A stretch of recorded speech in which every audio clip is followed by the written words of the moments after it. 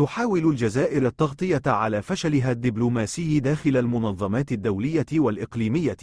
بمهاجمة اتحاد المغرب العربي والاتحاد الإفريقي بعد تعيين مغربية كممثلة دائمة لاتحاد المغرب العربي لدى المنظمة القارية.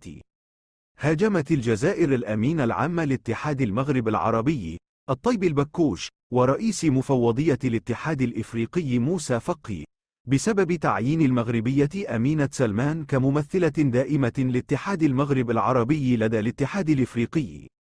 وجاء في بيان للخارجية الجزائرية تعرب الجزائر عن استغرابها العميق إزاء القرار المتهور والطائش لرئيس مفوضية الاتحاد الإفريقي موسى محمد فقي بقبول أوراق اعتماد دبلوماسية مغربية تقدم نفسها زورا على أنها الممثلة الدائمة لاتحاد المغرب العربي لدى الاتحاد الأفريقي.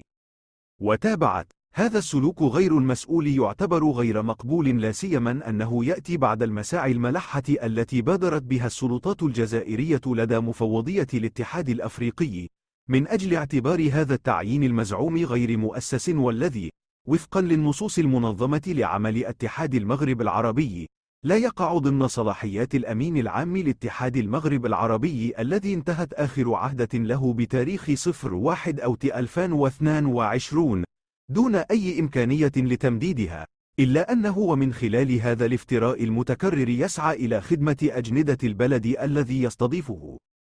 وكان رئيس مفوضية الاتحاد الإفريقي موسى فقي محمد قد استقبل يوم الخميس 13 من أبريل 2023